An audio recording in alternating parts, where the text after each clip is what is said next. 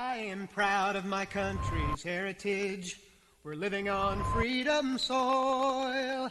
Brave men have gone before me here, unafraid to pray and toil.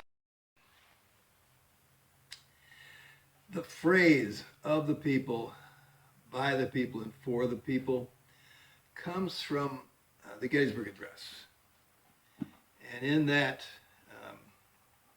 Lincoln said this, that these dead shall not have died in vain, that this nation under God shall have a new birth of freedom, and that government of the people, by the people, and for the people shall not perish from the earth.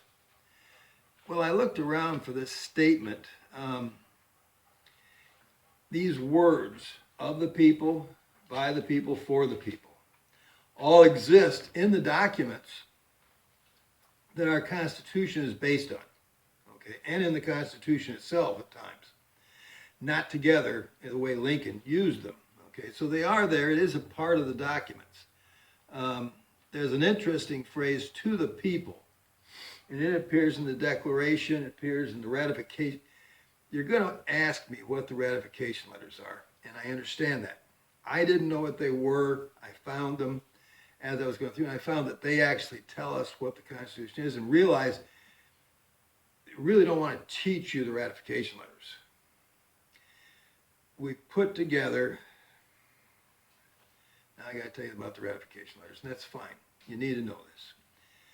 55 appointed men, appointed by their state legislatures, put together a proposed constitution. They did this in 1787. This came from a 1786 convention that was to modify the Articles of Confederation, which were the documents we were united under. Okay, they were to, not enough people showed up to the 1786 convention, and so they called another convention, 1787. Started in May and ended in September.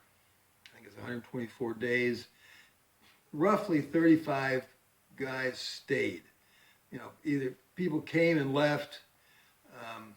It was a hot summer. Not everybody stayed all the time. But most of the time, there's about 35 guys there working. They came up with a proposed constitution. So that in 4 months-ish, they put together this proposed constitution, and they sent it out to basically the people. And I'll show you that document where they say, this is what we're going to do, this is what we've done, what we're going to do. A lot of people were very upset. They weren't supposed to have done what they did, which was make a new constitution. They were supposed to modify the Articles of Confederation. On the other hand, a lot of people knew we needed something different. You know, so now there's not a bad guy here or a good guy. They're just people who disagree, okay? That being said, they sent it out to the state legislatures who are under the Articles of Confederation. They, in turn, have elected, okay, representatives of the people at the county level who then will go through, okay, and the people then elect their representatives. They represent the people at the county level, sometimes 3 per county. And they then go through this proposed constitution, the point being they're either going to accept or not accept all or part of it, ratify. When they get done, they write letters and they explain exactly what they've done. And 6 of the 13 pretty much just say, here, we're in, okay.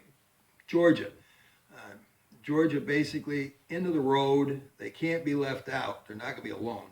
They got pressure from the Spanish, the French, and the English, and a half a dozen Indian tribes, okay? And so they really are going, no, yeah, we're in. And that's about what they say, you know, we're in.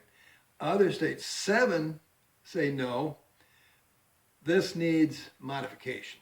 We need to fix some things in this proposed constitution, okay? And so they write these letters and they give, this is what we need to do to fix it. These ratification letters and these proposed fixes become the first 10 amendments to our Constitution. You think that a lot of people think James Madison was the one who introduced or actually made them up. He introduced them. They were made up and came from the ratification letters written before James Madison did this. And if you see it, you go, yeah, James Madison's just taking what they wrote and introducing them into Congress. Congress took them, they think they looked like 22 different ones, and they cut it down to a few, and then they actually sent out 12. And we've passed 11 of them. One became the 27th Amendment. The ratification letters were these letters that were sent from the ratification committees elected by the people. There were over 1,300. Remember, 55 people who were sent by the state legislatures appointed. These were over 1,300 elected representatives, okay, along with the input of the elected state representatives at the state level under the Articles of Confederation. These over 1,300 people for over 2 years, okay, it actually ends up being 4 years before the whole thing gets done, but for about 2 years, the people argue it. Again, we'll see this. I'm just trying to explain the ratification letters. They become a real big deal. That's where we get these letters. They define the first 10 amendments, and they also define very clearly what the 9th and 10th Amendment are. The 9th and 10th Amendment, as we go through this, will be shown to be the backbone of what our Constitution really is. Hopefully that helps. This is going to help you understand the government we have and in dealing with politics today, because you'll know what's real. We'll go on with this. Yes, our God still bears his mighty arm when men to him are loyal.